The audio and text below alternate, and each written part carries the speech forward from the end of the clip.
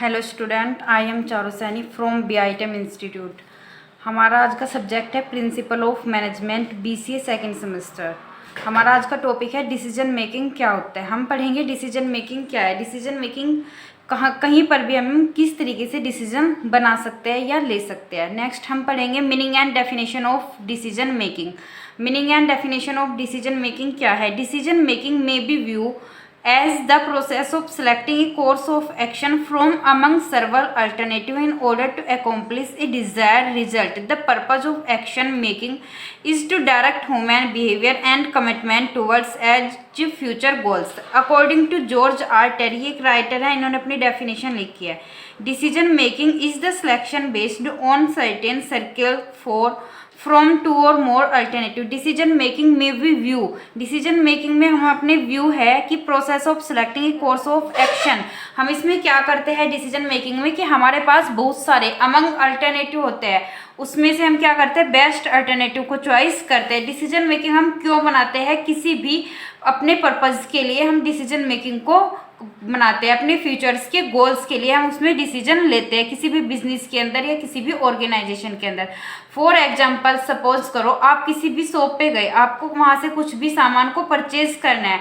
आपको अगर शॉपकीपर एक ही वैरायटी का सामान दिखाएगा तो उसमें आपको कोई भी डिसीजन लेने की नीड नहीं होगी। लेकिन अगर आपको अलग अलग वैरायटी का सामान दिखाया जाएगा, अलग अलग कलर, अलग अलग डिजाइन, तो उसमें आप क्या करेंगे? उसमें आपको डिसीजन मेकिंग लेना होगा। डिसीजन मेकिंग उसमें आप अपने अकॉर्डिंग, जो आपके अकॉर्डिंग बेस्ट होगा उसको आप चॉइस करोगे। सेम वही प्रोसेसिंग डिसीजन मेकिंग के अंदर होता है कि डिसीजन मेकिंग क्या है कि हमारे पास अमंग अल्टरनेटिव होते हैं, उसमें से हमें बेस्ट अल्टरनेटिव को अपने फ्यूचर्स के लिए, अपने गोल्स के लिए चॉइस करना होता है।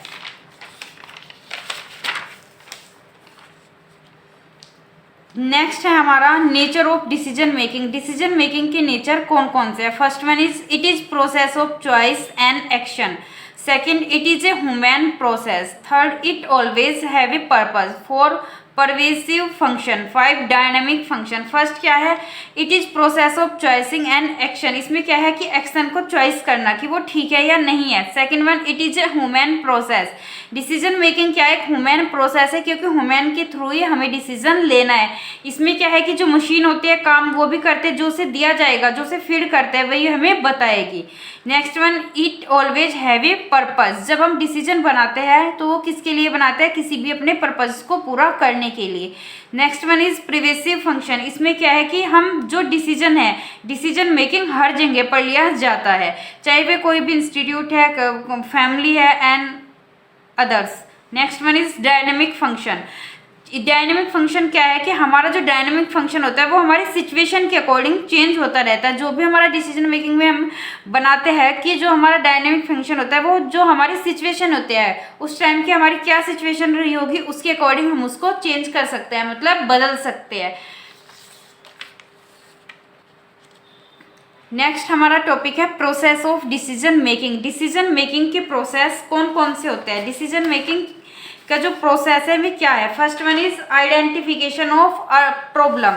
Second, identification of alternative. Third, evaluate करना alternative. Fourth, choice best alternative. Next, implement decision. और last one, evaluate decision. First one क्या है? Identification of problem. Identification of problem क्या आता है कि कोई भी प्रॉब्लम है हमारे ऑर्गेनाइजेशन में तो उसको आइडेंटिफाई करना होगा। बिजनेस के अंदर अगर कोई प्रॉब्लम ही समझ नहीं आएगा तो हम उसका सॉल्यूशन कैसे कर पाएंगे? नेक्स्ट वन है अगर हम उसका सॉल्यूशन कर पाए तभी हम उसके अंदर डिसीजन ले सकते हैं। नेक्स्ट वन है हमारा आइडेंटिफिकेशन ऑफ अल्टरनेटिव। इसमें क्या है कि जो प्रॉब्लम है उसको सोल्व करना।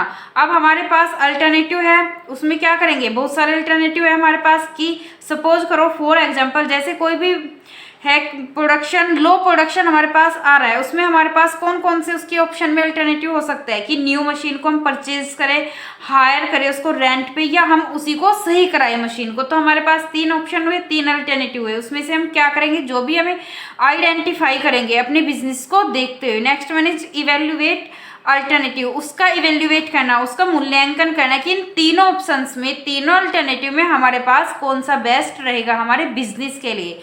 Fourth one is choice best alternative. हमें क्या करना है कि चॉइस बेस्ट अल्टरनेटिव, उसमें से चॉइस करनी है बेस्ट को अल्टरनेटिव, जो बेस्ट ऑप्शन होगा वो कैसे हम उसको सिलेक्ट करेंगे, which have of minimum cost and maximum profit, जिसमें हमारा मिनिमम कॉस्ट लगे और हम उससे मैक्सिमम प्रॉफिट को कर सके। नेक्स्ट वन है हमारा इम्प्लीमेंट डिसीजन। जो हमने डिसीजन लिया है उसको इम्प्लीमेंट करना अपने बिजनेस के अंदर, कि उसको हम इम्प्लीमेंट करें, उसको एक्शन में लाए। जो ऑप्शन सेलेक्ट किया है हमने ऑप्शन सेलेक्ट कर लिया, उससे रिलेटेड जो भी हमें नीड है, रिसोर्सेज है, अदर्स चीज़ें है, हमारे पास वो चीज़ें अवेलेबल होनी चाहिए। हमारे पास एम्प्लॉय का सपोर्ट होना चाहिए। अगर एम्प्लॉय को हमने कोई न्यू मशीन ही परचेज की है, एम्प्लॉय को वो नहीं आती, तो उसको हम सिखाए।